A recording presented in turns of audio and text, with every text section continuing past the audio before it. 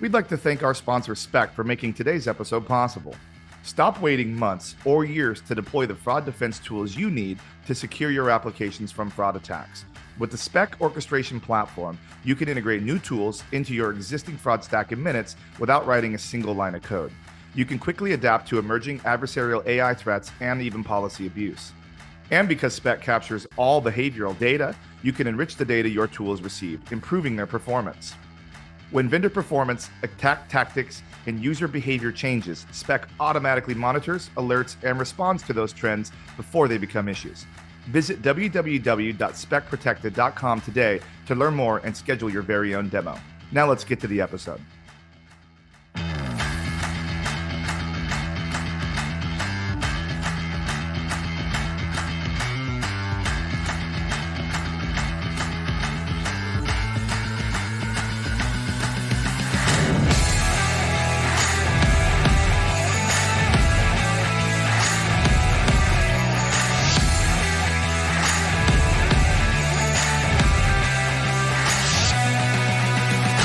Hey everybody, welcome to another episode of Fraud Boxer. I have a guest today that some of you may know, and some of you may have even seen me on a panel. I got Katie McCarthy here. She's from Classy GoFundMe. How are you doing today? Great. How are you doing? I'm doing pretty good. You know, it's been about a month and a half since we were on a panel together. We had Sam from PlayStation there. That was a lot of fun down Yep. in San Diego. Weather was perfect. Place was good. So yeah, it's good to see you again. And thank you for coming on my show so we can talk KPIs. Of course. Happy to continue the conversation. So always curious with my guests when they come on the show to find out kind of how they wound up here, because I mean the fraud and payments is kind of a weird industry. Usually people don't go to school to go into it. They just fall True. into it. I'm always curious how people wound up in payments. Now you kind of are on more of the analytics side, so not so much in like payment operations and everything like that, but you give the payments people the data that they need, and you find the data, you create the KPIs, you create the dashboards for those people. So how did you get into this industry? Let's talk about it. Yeah, it's a good question. So I actually started in co-branded cards, retail branded credit cards, which is a little bit niche, but I was working for a consulting firm at the time, and we were doing post M&A transaction integrations of co-branded cards. So thinking about all the data behind the card and cardholder information, the data cut over between the two issuing banks that are acquiring those retail branded credit cards, and then that customer experience that retailer is trying to create for their most loyal customer base. So I did that for a couple of years. So that's like I think most people would think of it like their airline credit cards, that type of thing, right? Like Totally. Delta cards, you know, United cards. Nordstrom Um, card. okay. Would these cards always be related to a network, or sometimes would they be like closed loop, kind of like how Victoria's Secret does theirs? The ones that I worked on were all network related. Yeah, so they're the issuer and the network and the processor and acquirer. Excellent. I know that a lot of like, especially the airlines with their cards, like they end up making more money on the co-branded cards than they do on like flying people around. Like that's crazy Oh to me. yeah, there's so much margin on the co-branded cards, and particularly the difficult part is getting cardholders to use their co-branded card on non uh, or retailers that are not branded on that card. Yeah. The client like a first and wallet card, so use it for other types of Yeah. purchases. First and Then you wallet have this card. access to transaction revenue that you would never have had access to otherwise. Interesting. So, okay. So, for example, this is interesting. I know it's not on our notes, but let's talk about this Yeah, for a minute. let's do it. Um, I have the Delta American Express Reserve card. So, like their highest tier of the Delta card. Yep. And obviously, with that card, I get certain perks on the airline. Like I get the certain level of boarding, I get upgrades, I get lounge access, which they're totally screwing on Yep, I heard in a that. couple of years. They walked it back a little bit this last week, but it's not good enough. So I'm probably going to cancel. But one of the things that I do is I use that card for everything. If they take Hmm. American Express, period, I'm using it for everything because there are certain tiers that I get extra boosts on my. So if I spend every time I spend $30,000, I get 15,000 button seat miles, which I wouldn't have to like. Normally, I'd have to be literally button seat to get those miles, but they give me boosts on those. So I try to hit those tiers because I'm buying the stuff anyway. So I might as Exactly. well. So they like it when I do that, Exactly. Yeah. even if I The pay it interchange, off I every think, is, month. oh, yeah, absolutely. Absolutely. They love that. Okay, good to know. So yeah, what were you going to say about it? Like, I think the interchange is higher. I think they get some type of kickback on the transaction volume percentage itself. I can't remember exactly how it's monetized, but they get more money on those transactions than they do on you making purchases like for the airline itself.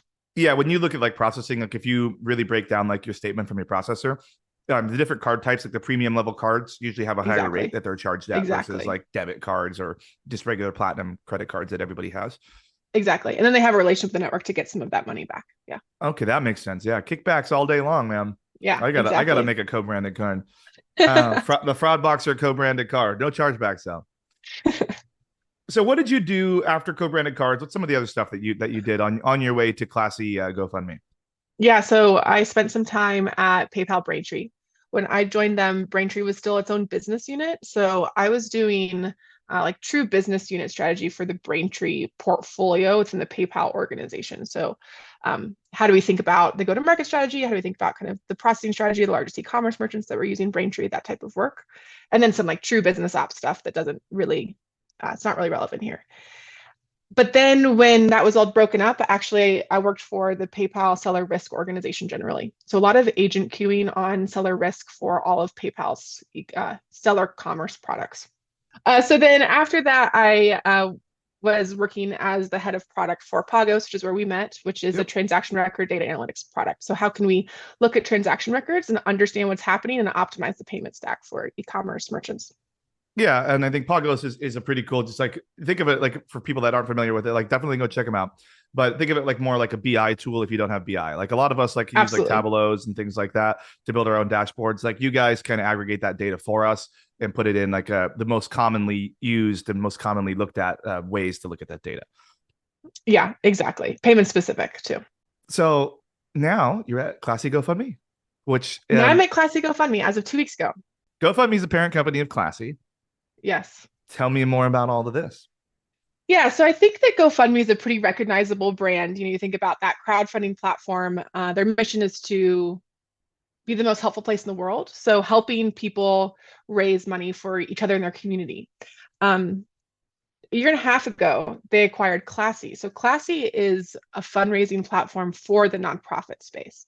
So they do more than just kind of that fundraising stuff. But think about, a white labeled payments page, helping a fundraiser have incentives. If you raise $100, you get a baseball cap or something, or ticket sales. Join a 5K, you're kind of fundraising for Oh, that 5K event, that type of thing.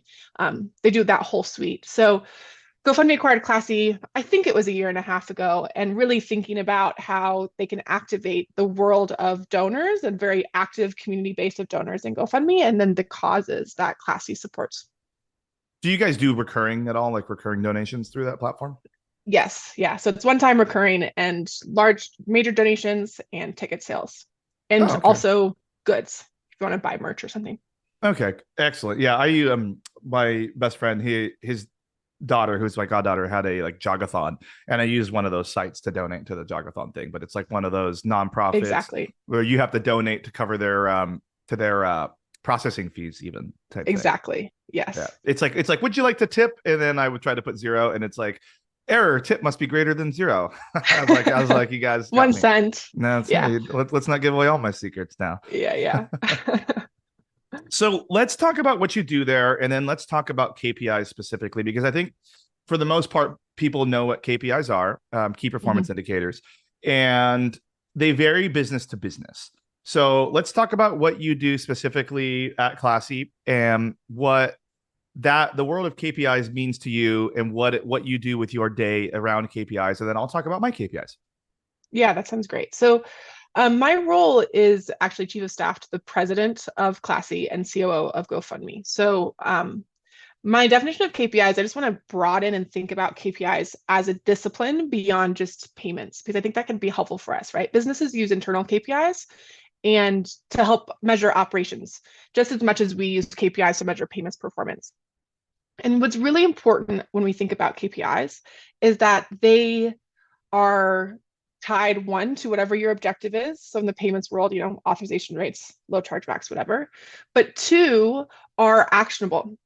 So whenever a KPI falls out of bounds, you want it to be specific enough that it leads you in some type of direction, right? This is where I go from here. This is the type of business decision that I can make after I can address this to address this issue.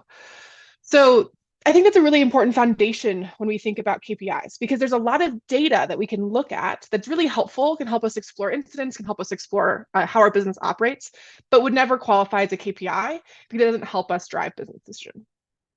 So a big part of my world at Classy and GoFundMe is helping us understand, set up KPIs that relate to mission and vision of the organization that our leaders can buy into and be held accountable to if they change.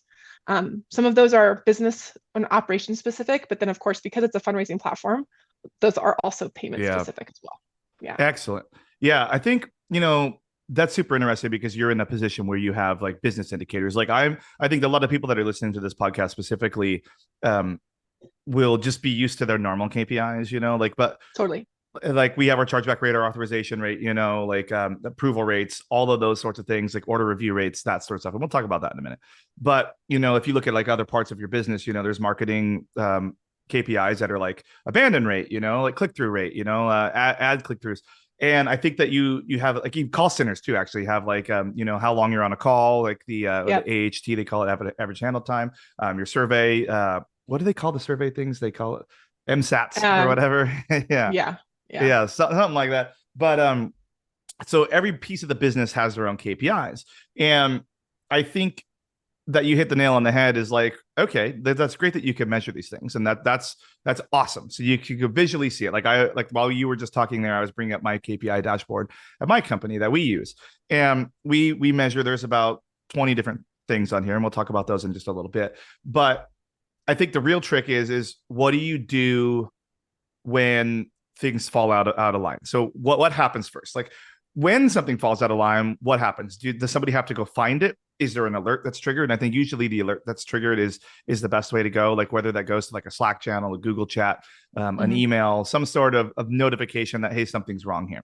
And then you need to click in and try and do what you do to try and figure that out, whether that be running SQL queries, looking at your queues, looking at chargeback data, looking at approval data, getting granular on your approval data, which is like what things that Pagos used to like help out with or still helps out with. But like, is there a specific bin that's throwing it off? Is there a specific network that's throwing it off? All those sorts of things. So I think people really like KPIs are basically the foundation of measuring the success of how you're doing, at the end of the day. What are your thoughts on that? Yeah, I think that's exactly true. And in an ideal state, you've taken some time, which can be, a month with your executives or whoever leads the business unit that you're trying to measure, whoever leads your payment stack or your risk management component of your business, aligning that they agree to these measurements, right? And if you don't have that alignment, to be honest, no one will respond when things go out of bounds, right? So in risk, you mentioned like some of very, very standard ones, chargeback rate, net losses, average handle time, that's not payments, but people don't disagree with those. Those are kind of industry standard, and you can put those in. But ideally, you've spent that time gaining alignment, and then it's integrated into a business flow where those that are in charge of those metrics are reviewing them on a daily basis, right? Yeah. So ideally, it's a dashboard. Ideally, it's some type of report, like kind of old school is some analyst makes a PDF and sends it in an email every day. That works, it's not super technologically sophisticated, but it works. So that you can review those every single day. And ideally, the executive kind of knows, are they trending in one direction? Are we approaching hot water before something becomes a crisis? And exactly what you talked about, it goes into a Slack channel, it goes to a red alert, it goes to a crisis management team, whatever.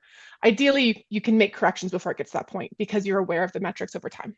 One of the things that we do here at iHerb is we have like this like it's 20, well, it's 22. I just counted. We have 22 different metrics that we measure on my team. However, we also have an executive summary of our KPIs that we pull out some of like the ones that they would really care about, that's most prudent to their day to make sure that the business is, succeeding and fitting into the ways they are. So like, it's kind of like a lesser, like a light version, LITE version of what we do, because they don't need to go as granular as we go necessarily on my team. Sure. So that's a good way to put it. So at the end of the day, we're always trying to measure the successes and the failures of what our business is doing and what our team is doing and our performance. So to you, like, how would you measure success? Really, when we're thinking about, that e-commerce and payments flow, success is that the customer is able to make a purchase and the customer was non-fraudulent, right? We're trying to measure, can the business make and then keep the revenue that they made? And that's really all success means when we're thinking about e-commerce revenue. All KPIs boil down, if you really think about it, to one single solution. Did it work or did it not? Was it right or was it not? Right. Like that's really what, like, you can measure every single piece of it. But at the end of the day, was the decision that was made from all of that data the right decision or not? Did it work? Right. So, Right. And ultimately, in the space of for-profit companies, like, is the top line growing at a rate faster than your kind of cost center? Yes or no? yeah, And and transactions are a really good lifeblood indication of that. yeah, especially like, I mean, if as long as you're in that sort of e-commerce business, which or commerce business, But I mean, I think like when people right now, especially in this world, in this capitalistic world, like growth is how you measure that success, just growth. Right. The end of the day, and if your business is growing, you're succeeding, and that's usually what people look at. I think with the way that coming out of the pandemic and the way that prices have gone, um, margin has been thought of a lot more, it seems like, than historically. Like I think people always thought about margin, always measured margin, I'm sure, but it seems like people are hyper focused on margin more than ever, and that's why you see like inflation being the way that it is, because like these companies, they stopped growing in the pandemic. So Right. in order to have to show something, they had to increase the profit lines. And that's why my sandwich and Firehouse subs just cost $25 when it used to cost like $9. Right. But Firehouse is probably going to have gangbusters numbers on that. But at the same time, you see like the staffing numbers like dwindling at these businesses as people as they start offering more like in the 20s $25 range for entry level employees to come in and do these things.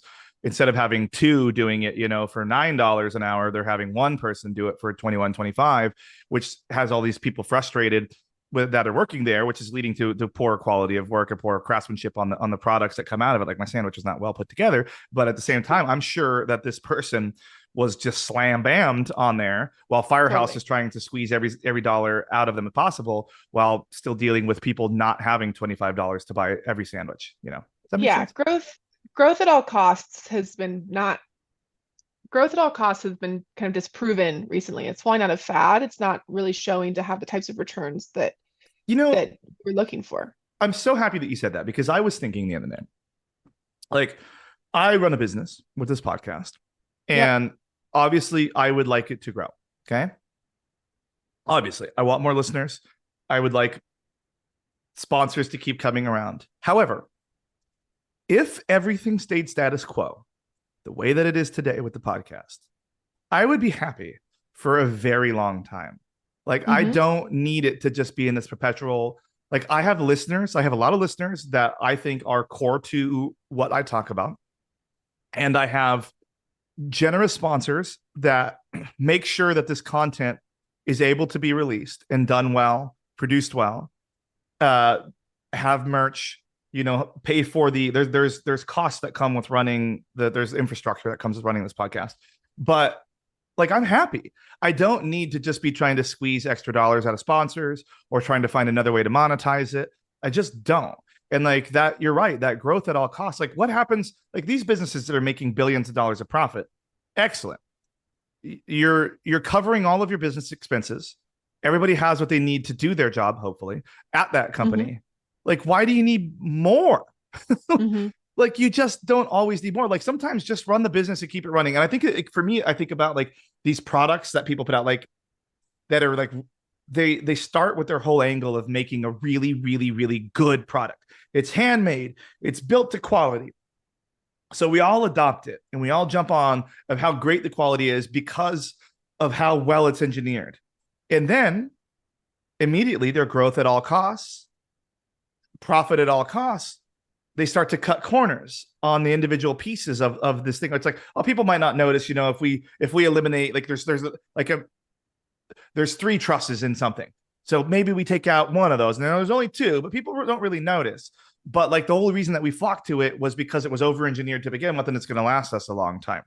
Like I think barbecue companies are a pretty good example of that. Like the smokers, like Traeger, like they were a great Sure. company, handmade, and then they sold to a company that was manufacturing them in China a lot quicker, getting the cost down using thinner materials. And then all of a sudden, people don't like it anymore because what they originally went to is just not what the product is anymore. And this growth at all costs has then cost them the business. But to the company that purchased them, let's raise the prices a little more, like those sorts of things. I don't know. I'm just went on a thing there. I don't know. Right. No, no, it's fair because also I think that our industry has really been hurting from this mentality the past couple years, right? So the growth at all costs doesn't necessitate profitability at all costs, right? It's all focused on top line growth.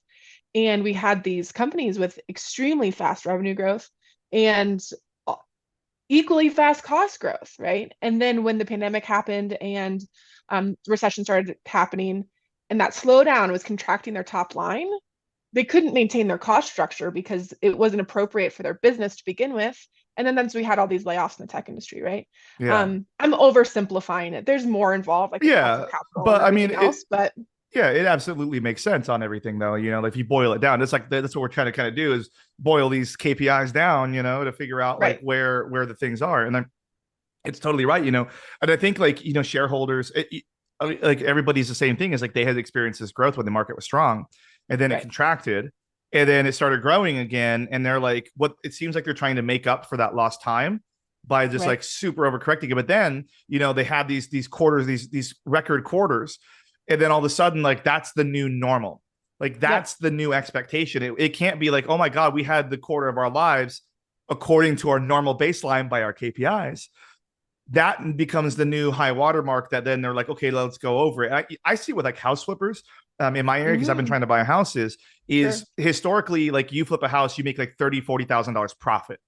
And then all of a sudden the interest rates went to zero almost. The prices started skyrocketing and they were buying up all these houses for cash, getting $200,000 profit a flip. Sure. And that became their new normal. So we see it in these neighborhoods here where people will buy these shit houses for like $800,000, put $50,000-$60,000 into like a paint, lipstick on a pig, this thing, and then list it for like 1.1 million. And it looks Right. like trash. And they just have that they can't go back. Like now that they've tasted this, they can't go back. And I see the same thing with like all these other companies, the petroleum companies. We see it like all these companies that had this taste, airline companies, like they want more. And like I don't want to be the person that's like, oh, greed, greed, greed, greed, like cry about greed being everything, but it's something, you Sure. know. Yeah, Yeah. this isn't at Yeah. all what we decided to talk No, about it's today. not. No, it's not. So let's go back to KPIs because Yep. everybody we come out with That's why these we're baseline here. numbers. Yeah. So for me, let me talk about some of the KPIs that we do, and Sure. you can tell me what you think about those because obviously it's my specific piece of the business. So one of the things that we always do, chargebacks, obviously, Hmm. review rate, obviously, those are the easy ones. Uh, and then approval rates. And I've been saying for years, like, approval rates are something that people really need to monitor because if you're declining transactions with your fraud tool, now there's two approval rates. There's the approval rate gateway, so your payment processor approval rate. And then there's the Right. approval rate from your fraud tool. Like, what is your rates of approval? And those are separate because obviously what's happening in your gateway is stuff that's happening, hopefully, before or maybe depending on where you have your fraud tool. You should have a higher approval rate on your fraud tool than you should on your gateway because your fraud tool should be approving more orders than your gateway at the end of the Okay. day. Like if you're declining like 5-10% of your orders, then you either have a really high risk product or you're being a little tight on your rules. Like Sure. that's my opinion. Now my business is different. Like even though we deal in high risk territories, we don't have a lot of high risk products at my business. I'm not selling stuff that's in short supply like tickets. I'm not selling sneakers, PS5s, those sorts of things. So we Sure. have a couple of measures. So one of the things that I'm really keen on is the percent of orders that go to the review bucket. So we Hmm. track that pretty extensively. So we want to know of the orders that we are sending to manual review, which is we don't really have manual review in the classic sense because we use Riskified. So it is a binary yes no Okay. decision. However, in the no's on Riskified, they have two different levels. They have fraud and they have high risk. So for the sake of our business, because a lot of our orders can look fraudulent when they're not, we send what they consider high risk to a manual review, which is like less than 1% of the orders, just to see if we can find anything in there. And Hmm. how we track that is what goes into that little bucket. What is a percentage of orders that we are declining? And that tells me how dirty those orders are. Because if we are, let's say we're declining only 5% of what goes in that bucket, that means 95% of that stuff is good. So why is it winding up in that bucket to begin with? Because it shouldn't be there. It's wasting time. It's wasting order time. So I like to see that particular percentage high. Like I prefer it to be 30% to 50%, even above 50% if I could, because that means the orders that are going to manual review that we're spending dollars on having human beings look at are really bad orders that need to be looked at and should be looked at. And the same thing, you can kind of go the other way is if you're declining everything in that bucket, then why are these orders, why are you even spending time, wasting time to even have somebody look at it? Just decline them and move on. So there is a balance. So that's why you kind of need to be in that target 50 to 60 range on that, because that's where the people really are spending the time. Now, next part you said was false positives. So we do monitor false positives because we don't want to be wrong and we don't want to cause friction. Our business has competition, customer experience. So we do monitor false positives, and we specifically monitor false positives on contacts. Now that is a really harsh way because you do miss false positives, and we are aware of that, but you don't really know if something's a false positive, absolutely, unless someone tells you. So we look at obviously customer contacts through the call centers, through the emails, through chats. We also look at app reviews and any sort of negative feedback on any third-party sites and count those as well. So all of that comes into our false positive rate. So what are your thoughts there? Yeah, I just wanted to expand on that. That all makes a lot of sense. And based off what I know from your business, it makes a lot of sense to me, but I do want to add some more color in what these metrics could look like. So sure, please do. When I'm here to learn.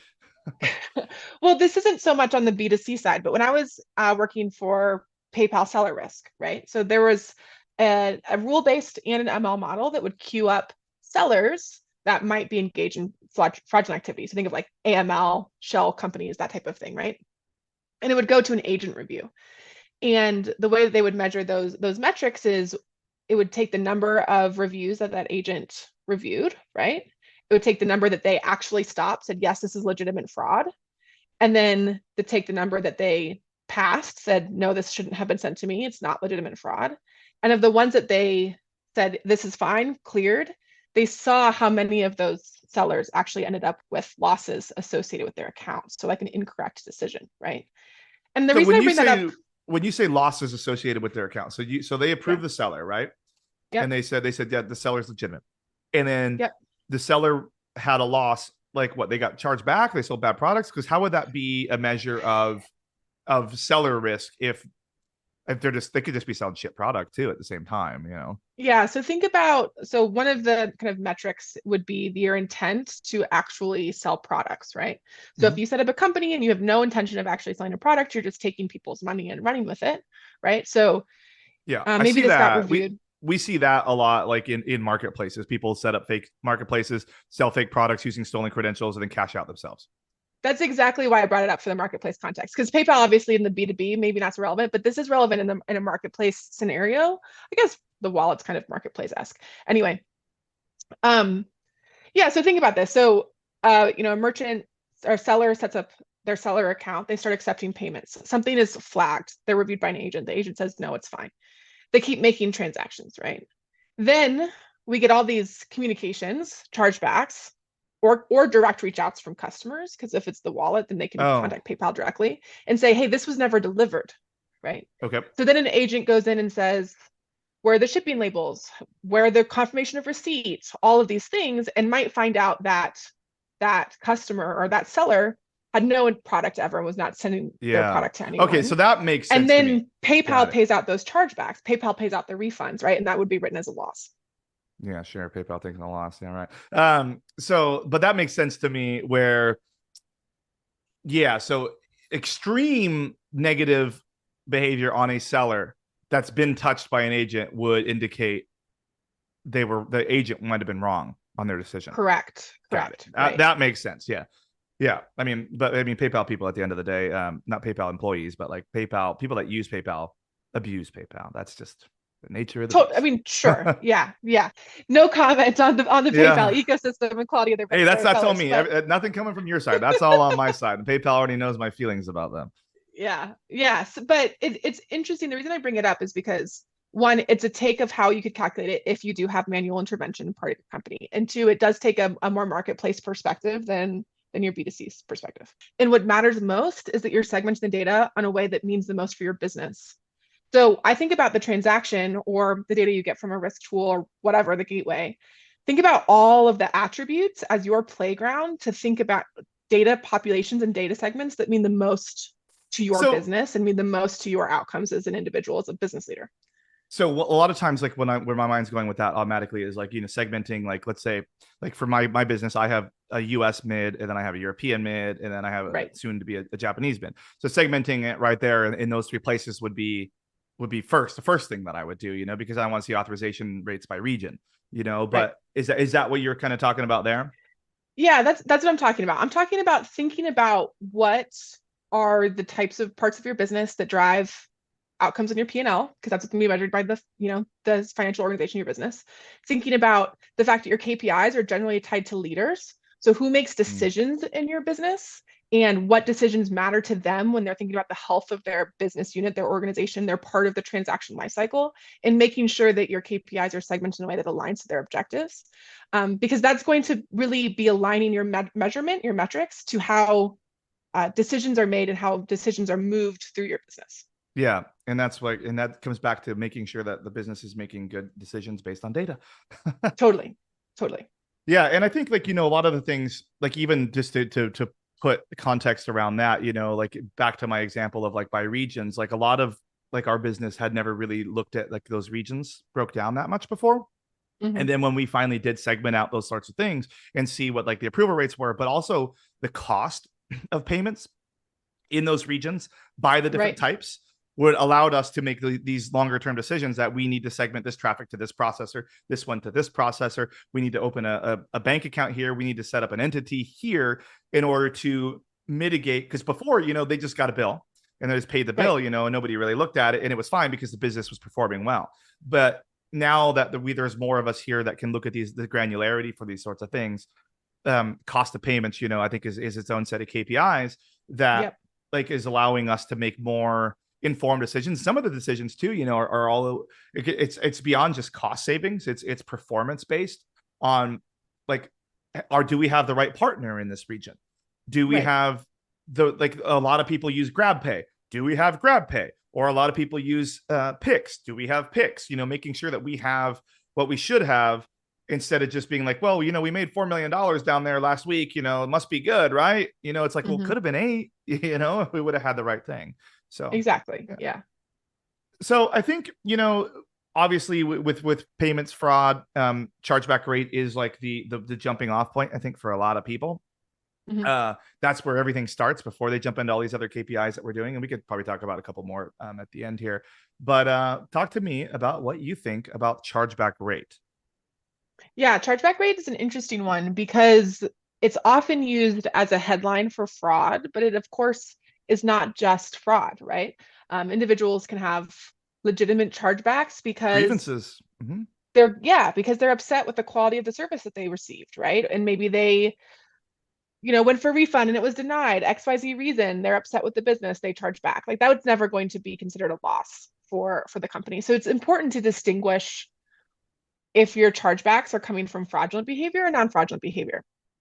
And this is a really weird rule of thumb that I learned from kind of a fraud expert, and I have no idea where it came from, but I found it to be true. So just do your own investigating and decide for yourself.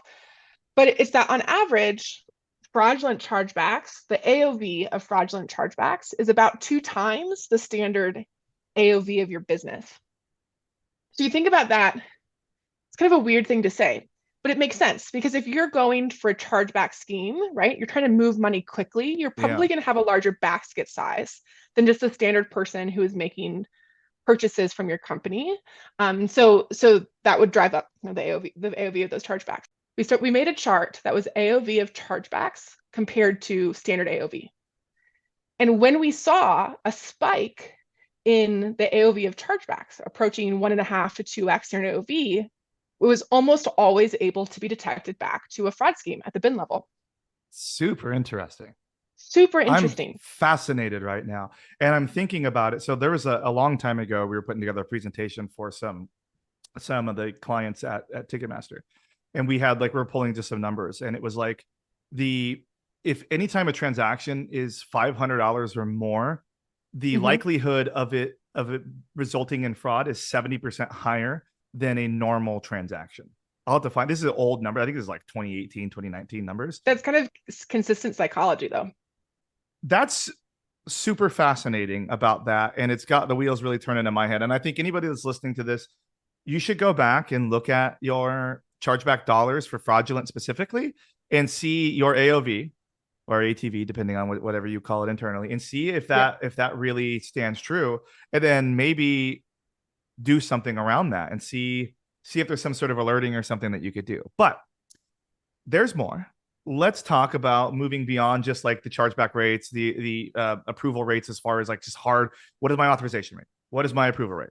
Just like the big three. Let's move beyond those. And what do you got for some KPIs that you found interesting there? Yeah. So I'm going to be honest, I don't have specific rates that are different. And I'm going to hesitate to say this is kind of a good rule. You're not going to Besides give us that any more 2x 2x. chargeback one. That one's good. But really what I think, this is what I think you should think about. Like the transaction lifecycle is standard, right? You start with verifications or some type of fraud rule. You have the gateway auth event, the auth event itself goes to the networks, goes to issuers, and it comes back, right? Then there's the post-settlement auth and refunds, or not auth and refunds. Then there's the post-settlement chargebacks. Well, actually, technically, you were right, because they do require us to authorize refunds now. So technically, Well, you're that's right. true. That's so ugly. I Yeah, hate no, that. it blew up like everybody's merchant account a couple years ago. That was such a boneheaded thing. Like, come on. Yeah. It's just because they don't want to route, like, when we push like funds back to like canceled cards anymore that used to be on them, and now they can just like wash their hands of it. It's ridiculous. Yeah. Yeah. So what I would say is when you think about that life cycle, don't try to reinvent the wheel. What you should be doing is taking the measurements of success at every stage in that life cycle and customizing it to your business in a way that is actionable for your business. So a really good one to think about is actually declines, decline code analysis, and grouping your decline codes in ways that are meaningful for you to take action. So we always think about hard and soft declines, right? Like what could be prevented or overturned in the future and what can't be. But you can also get a level deeper, right? What are the 3 decline codes that mean they're a technical decline and you're sending the wrong information from your business, right? Like measure those as its own cohort. Because if that goes out of bounds or if that spikes up, then you actually have a business outcome to take. If you're only measuring declines at the top level, Yeah. what's going to happen is your declines are going to go out of bounds. And then you're going to spend 3 days researching why. You're going to be running around the engineers, and you're going to be talking to your processors, and you're going to have wasted 3 days of lost revenue because you haven't solved the problem. Get your KPIs measuring that specificity before you even get to that position. And that's really, really important. Like, we're doing an exercise right now around decline reason, just because like we see higher than normal on a certain type. And we've been seeing it for a few months. We've just had some wackiness as we've been like really cleaning up our payment stack. And it's led to not only us like having a better understanding of some of the shortcomings and where we could be better, but also finding some technical limitations in some of the partners that we've worked with Sure. where they were not performing to the desired level for us. And it's led to healthy dialogues. But I think, like, everybody always looks at like NSF declines. And I think even on the panel that we were talking of, like that we were on with Sam, like there's things that can be done because there's payment processors that are lumping more than just regular NSF into the NSF thing. And that's why where your soft declines come in, you can take a soft decline for NSF and maybe try it over a debit network and see if there might be a different outcome, or try it over a different processor and see if there might be a different outcome there, but I think that that's really important, like the technical piece and breaking out like the ones that are like a do not honor or an NSF, breaking those out separately from the technical ones could really drive the needle. And I think, we're all looking at how we can incrementally improve our authorization rates. That's everything. That's absolutely everything to our business. Is we want to have successful payments quickly, easily, without any sort of problem. And if we're not, it's detrimental to our business. So finding a way to move the needle, even 1% on that, is massive for your business, more than your chargebacks. So hopefully. Absolutely. Absolutely. But you touched on something that's really important that we actually haven't discussed at all this point, which is using KPIs as vendor management. In payments, you inherently have at least one vendor, your processor, but you probably have more. Yeah. And if you're in a global scenario or a large company scenario, you probably have a multi-processor scenario. You should absolutely be segmenting all these metrics based off of vendor performance. I think sometimes when we think about success and payments, of course, auth rate is it, but we think about the checkout product itself. And of course, you need to measure the checkout product, right? Your customers want a seamless experience. They want to make that transaction easily with the payment method that's most appropriate for them, whatever. All Yeah. that is true. But it's not the only thing that drives revenue and transactions for your business. And so I would encourage you to think about the other teams that influence transaction volume within your company. So that could Like be marketing. promotional, marketing, yeah, customer acquisition, whatever that looks like for your business. And think about how your payments KPIs relate to their businesses and how you can connect them together so that your incentives are aligned. Because if you're measuring performance of the business by KPIs and you can share KPI burden with them, they will be more likely to collaborate with you because your outcomes are your objectives are aligned between the two teams.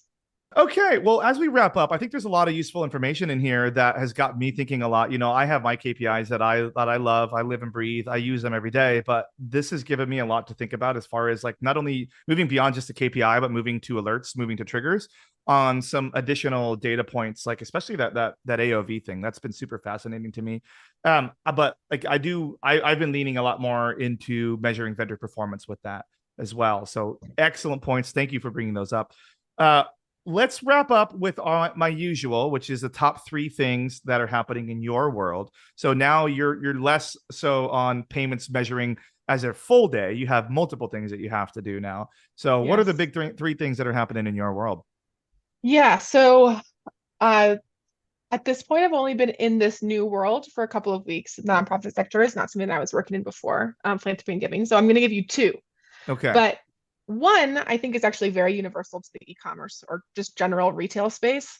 And that is nonprofits and causes are gearing up for giving season. So Giving Tuesday and all of the holidays drive a lot of volume to nonprofits. And I think that it can be up to a third percent of their overall donations come from this quarter. And that's Wow. not necessarily, I know it's a huge percentage, but also not dissimilar to e-commerce. They don't hit a third maybe, but of course you see a huge spike of transactions and revenue from Black Friday and from Christmas and et cetera, et cetera. Yeah. So they're also gearing up, making sure that their systems are working, all the safety checks, everything's ready to go, no system uptime, that type of thing. The other thing that is really big in this space is mobilization of data to understand what type of supporter someone would be for a cause, whether that is like a more of an activist role or a donation role or a fundraiser on behalf. And that also is really similar to uh, the retail e-commerce payment Mm-hmm. space, actually, because we're trying to think about what is the psychology of a customer, in the scenario a supporter for nonprofit, but it could just be a customer making a retail purchase. What's the psychology of them that motivates them to put their money on the line, right? And Yeah. how can we use data to predict types of behaviors of the customer base? That's super interesting. When you start to dial more into that sort of thing, if you guys start to really like key in on like the psychology of a donator, could you like ping me again and let's do Yeah. another one and talk about that? Because that's super fascinating. We talk about this like behavioral biometric stuff all the time, which is like the cutting edge of what we do. But I think in your space specifically, you know, I know how I'm motivated to give and when I'm motivated to give, and it's a completely different headspace than like making just a regular like e-commerce retail purchase. So if you guys start to get some pretty solid data around that, I would be really interested to have another conversation about that. Yeah, I'll let you know. I think it's a really fascinating space too, because it's like a secondary level of discretionary spending, right? We all have our discretionary spending that's Yeah. impulse driven, and retailers are great at capturing that. But philanthropy giving is different. It's a different type of discretionary Yeah. spend. It seems like if I when I go through like it just in my head, like, and I don't mean it to be in like any negative way, but it's like the last place that I would spend the money because there's like my absolute Sure, needs, like the sure, ones that I need to sustain life. And then there's like, the wants, which I think we're all selfish to an extent. Like we can always act like we're not. But then, the giving away is the last when you have that discretionary income to do that sort of thing. sure. And I think one of the things that always like trips me out is like you see people giving these huge amounts.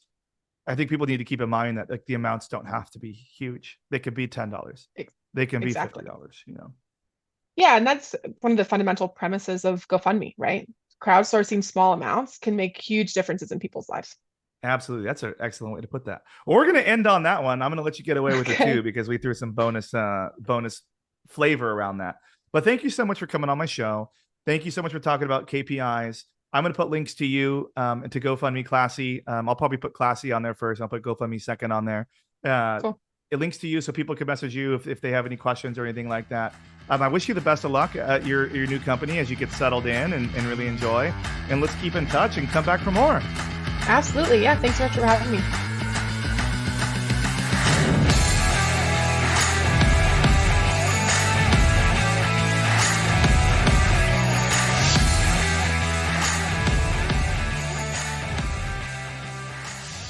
Thanks for listening to today's episode. I really hope you enjoyed it. Don't forget to visit our incredible friends and sponsor, Spec. Get your holiday team ready with full visibility into the customer journey all season long using their patented no-code orchestration platform, and be ready for whatever comes your way with the ability to collect data, call third-party APIs, build logic and workflows, all with the ability to take action anywhere in the entire customer journey. Visit www.specprotected.com to schedule your demo and learn more. Thank you.